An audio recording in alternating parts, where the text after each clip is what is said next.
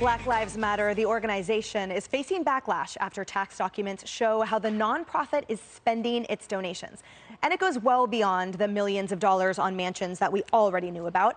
The organization's filing for fiscal year 2020 to 2021 reveal nearly $1 million went to the father of co-founder Patrisse Cullors. Her brother was also paid $840,000 for security for the group, even though he had zero law enforcement experience. But just $200,000 was given to the Trayvon Martin Foundation. Just last month, Cullors had this to say about tax filings after the organization's purchase of a $6 million Los Angeles mansion was exposed. Watch. I actually did not know what 990s were before all of this happened. Something's being weaponized against us that many people don't even know and honestly don't care about. It is such a trip now to hear the word, the term 990s. I'm like, ugh, it's like triggering. It's triggering to have to comply with state and federal laws, Shannon. Well, and they have pushed back a lot of times saying that this is you know, the criticism is deeply rooted in racism or sexism. One of the most interesting and exposing articles came from a Black author who talked about how he was raised by a single Black woman, how he himself has had guns of the police trained on him. He said, I didn't want to go where these, facts were taking me, but I had real concerns in writing about this. He wasn't, some right-wing conservative person who was writing about this. What gets me is that we find out the average donation was about $30.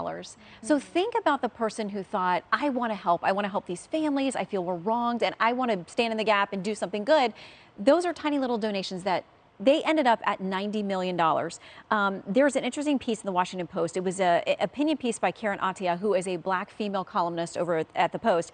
She said this: the lack of transparency is a serious betrayal. We cannot defend a BLM national leadership that arrogantly refuses to be accountable to Black victims and communities. So a lot of the criticism is coming from within the Black community, who says, we need to be able to stand behind this, but you're putting us in a position where we can't.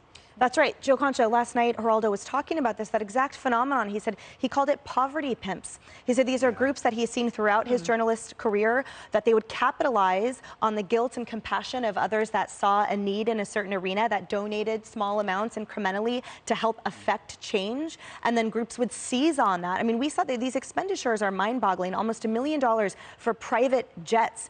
About $1 million to her baby daddy for event production.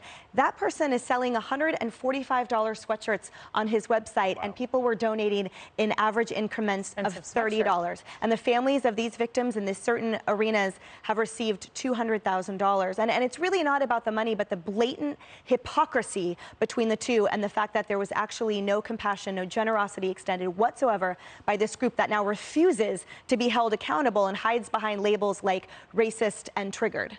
Poverty pimps, or just a classic con, right? And that's what Black Lives Matter is. It's just like the Lincoln Project. It's just like Bernie Madoff investments now at this point, all with the purpose of making the very top of their organizations rich. And it begs the question once again, does Black Lives Matter, did it have a positive effect on the Black community? Because then when you look at the numbers here, all right, the murder rate in the Black community jumped 43% in 2020. That is the same year, as you mentioned, that they raised $100 million from. So how many yachts can they water ski behind? How much is enough? And now I wonder, all those people that you mentioned, Shannon, as far as what they donated, I'd be pretty angry right now. And then I'd be calling Saul, I think, and calling my lawyer and saying, you know what? Time for a lawsuit, because my money is not going where I thought it was, guys. And the organization separate from the movement that was really affecting awareness for social justice causes. Absolutely. Yeah, to kind of get into who's been harmed by this, think about those local organizations who thought that they were part of something. I mean, let's face it, the national organization hasn't really done much. They weren't organizing against all of the young people who were shot and killed over a couple of summers. Right? Not just in the protesting, but I mean, the crime in Chicago has been crazy and quite violent and deadly. So where is BLM, the organization? Where are the protests in Chicago saying no more Black lives taken? Where are they? Now, that would be a top-down situation, but then you have all of these other local arms of the organization, and how disappointed they must be. Because right? they had the right, they had. Well, and I would imagine they have to defend it now. I'm sure they'll be looked at too. And they'll have some of the receipts to show what didn't get spent on, right? They'll be part of the story of the money grab that the people at the top of the BLM organization were making. I mean, baby daddy got a shop, but come on. Right? And at one point, in that same interview, I believe, because she was wearing the same thing, Patrisse Cullors said that, her family members, some of them had skill sets. That's why she gave them $1.2 million. Right. Those are big skills. You got to wonder now if there's going to be an IRS investigation. Yeah. Right? Well, yeah, Kayleigh, so I was going to say that. So to Harris's point, just from this year alone, up to 8 out of every 10 homicide victims in the city of Chicago are young African-American men. And we have heard nothing from that national organization. And yes, to Joe's point, this is the tip of the iceberg because this is them complying. It's basically an audit to maintain their nonprofit status. This hasn't even touched, actually, the IRS civil or criminal division. Right. But based on what we know thus far, I wouldn't hold my breath that there wouldn't be one of those investigations because I think one's coming. Yeah, I imagine there will be. I mean, $970,000 to the baby daddy.